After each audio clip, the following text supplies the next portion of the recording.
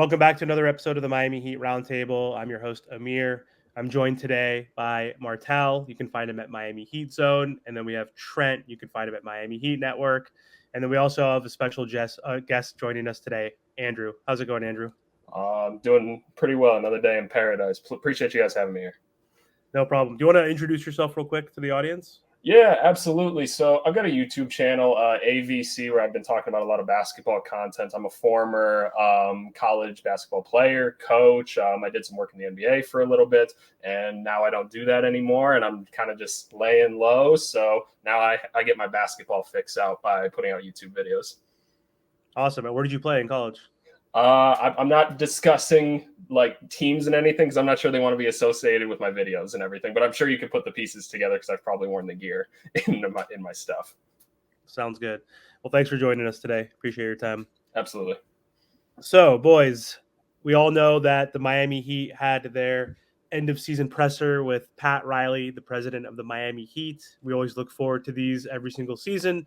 And today's was pretty interesting. Pat definitely had some praise for some of his players, including Jimmy Butler and Tyler Herro, but he also kind of was talking shit on them a little bit. And so the Godfather seems to be back to a certain degree where he's becoming a little more cutthroat and he's just tired of load management and tired of his team missing games. I think the theme generally was availability. And I've said this many times on the podcast, the best ability is availability, especially when it came to Tyler and Jimmy. So let's unpack that. Like, he basically was saying, hey, Jimmy has an extension eligible July 7th, but we don't have to talk about that till next year. And it seems like he's tired of Jimmy missing 20 plus games every season. He's never played more than 64 games in a Miami Heat uniform.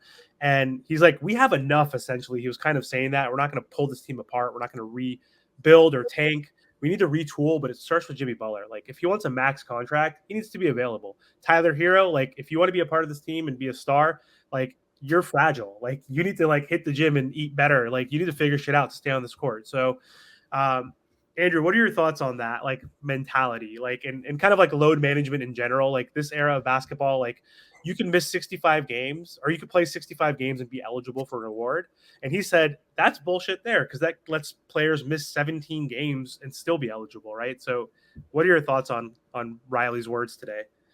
Talking about like Pat Riley's words, I completely understand where he's coming from, especially since he comes from such an old-fashioned like sense of basketball where it was like, hey, you just have to play, right? And that's the best way to go about things. But you look at guys like Jimmy Butler, right, who put everything out on the court every night. I've never looked at Jimmy Butler and thought like, this guy's sandbagging or anything. And that's where I start to have like some questions about that. You know, you can maybe point some fingers at some of the other guys and some of the things you hear about them. But I look at Jimmy and I'm like, yeah, if you want a big extension, you have to be able to play, right?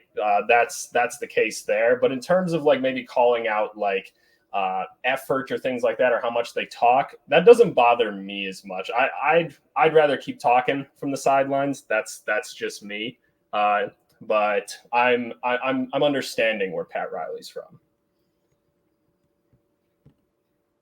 Martel, what are your thoughts on Pat Riley's comments, specifically around Jimmy and like his availability? Let's start there versus Tyler Herro.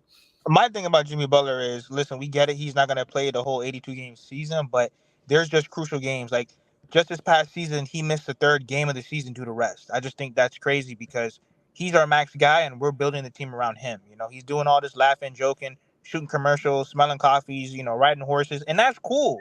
That's cool. Do your thing, playing dominoes. That's cool. But when it comes time to basketball, we can't just hope and pray for Jimmy Butler to just come and save us just because we put the bat symbol up. You know, we got to take the regular season seriously. And to be honest, Pat has always been like this. Pat is allowing Jimmy Butler to do things that he didn't even let D Wade and Braun do, or Chris Bosh. And I understand that times change, and of course you got to be a little bit more flexible. But you can see after today, they're done with it. You know what I mean? And just this presser alone, Pat even said that they spoke to Jimmy Butler last year about being available. So even though we don't see Pat always talking about it, at least he's addressing it behind closed doors. And Heat culture will be here. Well, was here before Jimmy, and it'll be here after Jimmy. And once again, I ain't got no major issues. I just need him to be available more throughout the regular season if we're gonna go all in with Jimmy. Man, I'll say this, man. Listen, Jimmy Butler, if you tried 5 games, you would never been in the plan. Jimmy Butler, you probably would have never got hurt if you tried for 5 games. It's really simple as that. You see how close the NBA standings are? We was literally 46-36. We lost one game. Well, we lost 2 big games to the Pacers and 76ers and stuff like that. But we would have never been in this position. So those games of game 54 or game 3 matters more as the game 82. That's my thing. Jimmy Butler, when it comes to the regular season, I do think he coasts through. I don't think he tries at all. There's some games where he shows up sometimes, but it says he played 60 games. We all know that's not the case. He probably tried for 40, maybe 20. Like it's really that at that point with Jimmy. It's frustrating, and I get the comments that Pat Riley says, man. We're not going to give you a contract extension at this moment and reward you. What are we rewarding you for? You didn't do nothing this season. You got hurt. Well, I don't want to say you didn't do nothing, but you got hurt. We're a back-to-back playing team. There's no reason the Heat should be a playing team for 2 seasons. Cool, we made it to the finals the year before. We lost, right? This year we come back. On paper, our team looks better. I think everybody can agree with that. And what do? We go out here with the 8th seed. So Jimmy Butler needs to stop coasting. And going to telling Jimmy Butler to shut up, because I know, Mary, didn't bring that up. I love that. And I love how Andrew brought up, Pat Riley's old school. Why the hell is Jimmy Butler trash talking fans or whatever, talking about the Celtics and Knicks? The Celtics and Knicks are still in the playoffs. You're watching them, Jimmy. So just shut, I'm tired of that, goofy trolling. I like it. Shut up. If you're not playing, shut up. You wasn't out there for your team when we needed you against the Celtics. So why are you talking if I was there? Everything's if. So I'm tired of that with Jimmy on that point. Don't get me wrong. I love what Jimmy has done for this organization. Eastern Conference Finals appearance, NBA Finals appearance, stuff like that. But the little things matter. We need to start taking the regular season serious. Andrew, how do you think Jimmy's going to react, essentially? Because he did give him praise. So he was asked, and this could be all manipulation in mind games, because Pat Riley's the GOAT. He's the godfather. A lot of these stupid, delusional Miami Heat fans on Twitter right now talking crap on Pat, saying he's sleeping at the wheel, don't realize he's been with this team for 30 years. Yeah, we have three championships in 30 years. We've only been a franchise for 38 years or whatever it is. Yeah. There's teams that have been around for 70 years that haven't won. Half the league has 0 championships. So enough. He is one of the greatest coaches, executives in the NBA. He gave him praise. It could be manipulation, because someone asked, can he still be a 1A? And we thought that last season. We thought that maybe a little bit during this season. But then I think everybody on this pod has come to the conclusion, I think Jimmy's a 1B now, right? He could still be 1, but we need that Dame. We need that Donovan Mitchell, especially from the offensive side, because he is 34, soon to be 35. He's not washed. He's dwindling slowly. You could see it in his field goal percentage, his points at the rim and things of that nature. But he did say, though, I don't know if this was hype, I think he still could be a 1A and lead us to a championship. Are you going to trade him? He said no. But then he still called him out and said, you need to evaluate how you train this offseason, how you approach this, how we need you, basically. So do you think Jimmy's going to take this as bet, challenge, accept it, I'm going to fucking grind? Or is it going to be, oh, screw this, I'm out of here and I want to get traded? What route do you think this could go? Yeah, and I'll touch on one thing you said first about Pat Riley potentially sleeping at the wheel. As a Chicago Bulls fan, we know what an owner that sleeps at the wheel looks like. Jerry Reinsdorf doesn't do shit for us each year. He'll pray for a play-in game, and that's about it. But to talk about the Miami Heat and Jimmy Butler, from everything I've heard about my buddies in the NBA about Jimmy Butler's going to train his ass off every offseason. That's just the guy he is. But I think there is a true question to ask, is he a 1A at this point? And I think it's fair to say that he probably isn't, or at the very least, if you're planning as an organization, you should probably plan for him not to be. Like you said, he's 34 years old, and he hasn't exactly ever been a crazy, talented athlete, maybe necessarily to start. He was never crazy explosive, crazy fast or anything like that. So you'd like to think his game ages somewhat well, but he also isn't much of a jump shooter outside of the mid-range. And, how much can you really operate like that if you've got bad knees and ankles and you got to work your way to get to your shot each time, whether you're trying to get to the nail or you're trying to get to that kind of short corner block that he likes to get to sometimes. That seems like you're asking a lot out of a 34, 35. You give him an extension, something more than that, right? So I feel like you have to evaluate trying to bring in some other help, because it's not going to be Herro. It's not going to be Bam. I love the pieces around them, and Rozier, Herro, Bam. Hopefully Jaquez becomes something more. But even he, his shots are hard, right? And he's young. It's gonna take a while. So I feel like you have to try to go find that dynamic score to complement him. And the question becomes like, what do you give up to get that, right? Is that Herro? And I'm probably leading you into another question at this point as to who that is. But what's it worth to go get one of those guys? It damn sure isn't Tyler Herro, right, Trent? So, man, listen, don't get me started with Tyler Herro because I actually just seen something on Twitter right now, X whatever, and this is the problem with Tyler Herro. He's immature, and let me explain why I said he's immature. He cares too much about being a starter in this league. He cares about the little things about that damn accolades that pisses me off. I get it. Udonis Haslem said it perfect. As a six man, you can still make money. You as a six man, you could still make it to the All-Star game. But especially with the Eastern Conference being so damn weak, you can still make it. The problem is, Tyler, you haven't improved. You haven't. You've been standing still as a 20-point scorer. You hardly have any moves. What you do is you do the floater, you get blocked. You do a step back contested three-pointer. This is why your field goal percentage is not the greatest. You hardly go to the free throw line. Not only that, you want to talk about the the playoffs. You had your chance to shine, and what you do, you played good for one game. One game. That's all you did. You didn't do nothing. You probably lessened your value after the playoffs. We thought this is the chance. Okay, no Jimmy, no Terry. Let me show you what you can do. You didn't show me nothing. Actually, you made me feel worse about you. So talking about this tweet right here, because I know I'm rambling. Tyler Herro liked the post about Pat Riley saying he's a starter in this league. He cares about this too much. But Mayor and Andrew and Martell, he didn't like what Udonis Haslem said though about him being a six man. He didn't like that though. But when it comes to being a starter, that's all he cares about. And this is why I want him off my team. I feel like he's just so young. And fair enough. When you're young, you want the money, you want the girls, you want this, you want that. But for the Heat where they're at right now in Jimmy Butler's era, we need to win a championship and we need to fit what's the best fit around him. And Tyler, you're not the best fit. It's clearly Duncan. You don't hear Duncan complaining about, oh, I need to be a starter. He was benched. He was a $70 million player. Let's not forget that. And came out of nowhere and worked his butt off to become back in that rotation. He wasn't complaining. He said, all right, cool. That's how the NBA is. But Tyler thinks he's this top tier dude. You're not. You're not at all. So how do I feel about Tyler? Get him off my team. I don't want him. Even Pat Riley said it. He's fragile. He needs a damn new nutrition or whatever he says. I'm done with him. If we get a piece that fits around Jimmy, I'm not asking for a star player no more because his value is not a star player. That's it. So I'm done with Tyler. So Martell. So with Tyler Herro again, Pat Riley could be hyping him up because he's like, UD, you're the VP of player development. You can't go on ESPN talking to Big Perk and saying that, like, devaluing Tyler, even though he does that to himself, Trent, right? Like he did in the playoffs, to your point. He's always injury prone. He's never played more than 67 games. He's 24 years old. He's played 67 games. That's the most he's ever played in a season. That's unacceptable this day and age. And so, but what does Pat Riley, I think, say? Hey, he's a starter. He's amazing. He's probably hyping him up because we need to trade, because Pat Riley, Martell said today, we don't rebuild. We don't tank.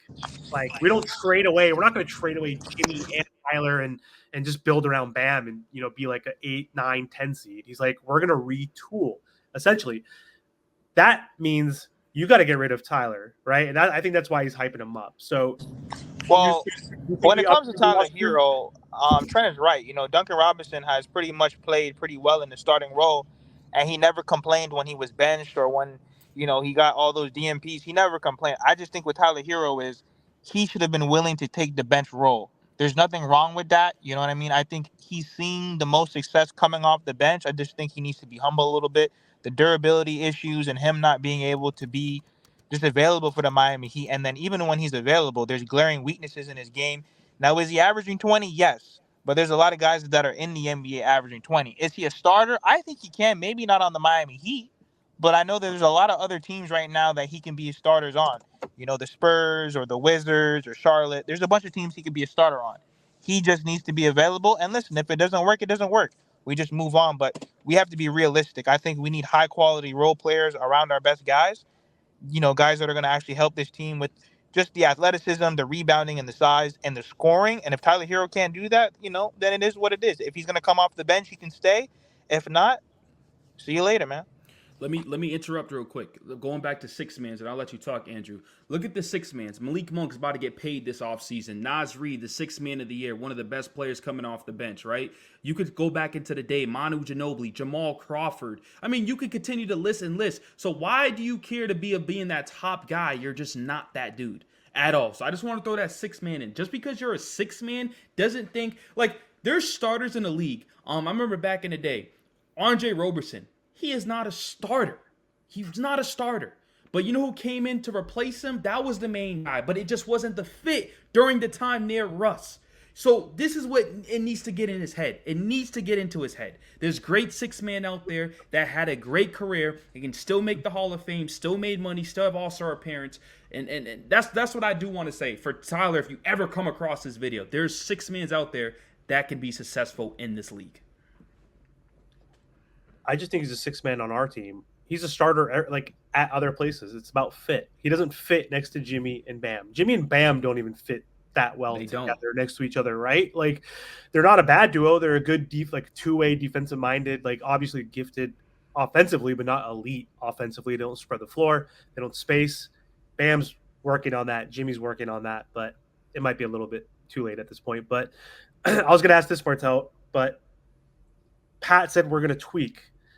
It made it seem like we're not going to go for anything crazy. Trent, I saw your video today.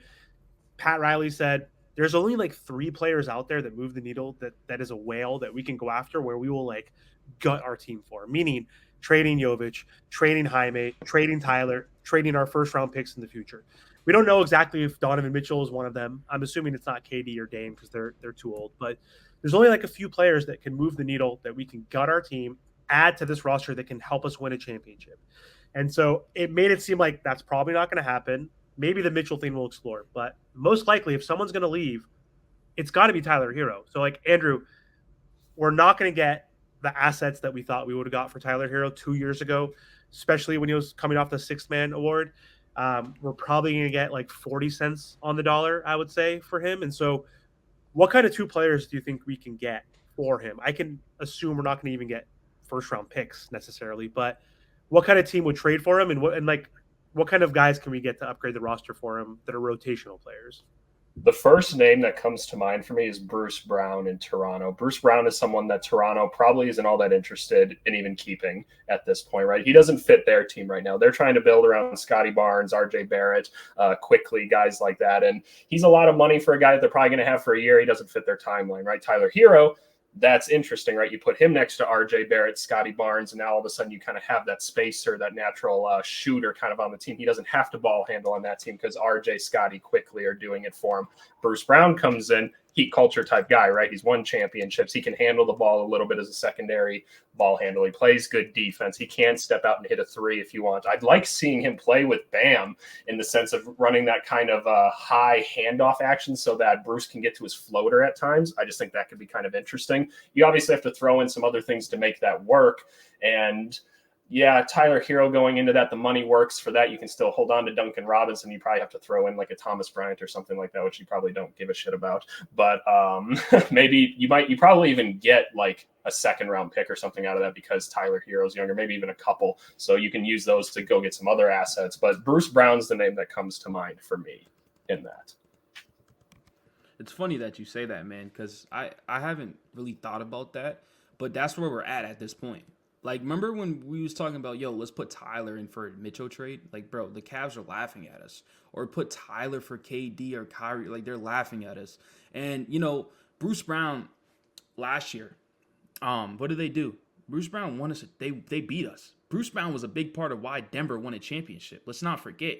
And if Denver don't win this year, it's because they couldn't replace him. They thought it was going to be Christian Brown or Peyton Watson or, you know, these other players. They couldn't replace him. Bruce Brown is not a great fit for Toronto because he wants to clearly still win, and Toronto's on that rebuilding spot. So I don't really look at the stats and numbers over there. But any other place I think will be perfect. So and you know what's crazy? Maybe I'm being a hater. I don't even think Toronto would be like, we want Tyler for Bruce. Maybe I'm being a hater. Maybe, and the reason why I'm saying that is because Bruce Brown can get value elsewhere. I really do. And you're also dealing with one of the toughest GMs, Masai. He's tough to deal with. He's not easy to deal with. So he's gonna try to get the best value out of everything, every penny. And then you got Petty over here, Pat and Mickey and all this. So I think it will be an interesting thing. But I wouldn't mind having Bruce Brown on my team because then you have Terry, Duncan, Jimmy, Jovic, and Bam.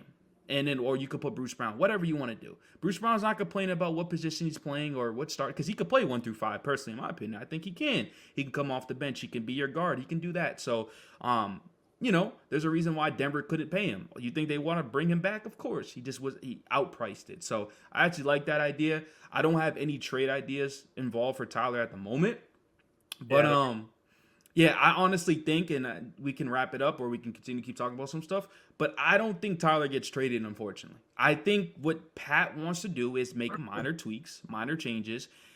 Those 2 to 3 superstars, I don't know who the hell they are. I don't. The only stars that I'm thinking about that are not even realistic that you would try to make a trade for is like a Luka that you go. He said, what's the word he said? He says to the moon. To the moon. Moonshot. Like who the hell is that? Is Not it Luke? Mitchell's Is it not Luke? a moonshot. I don't even think Sorry, that's Mitchell. Yeah, You're he's right. not that good. He's good, but he's not that good. That's like Luka, to your point. Shea, Alexander, all those dudes.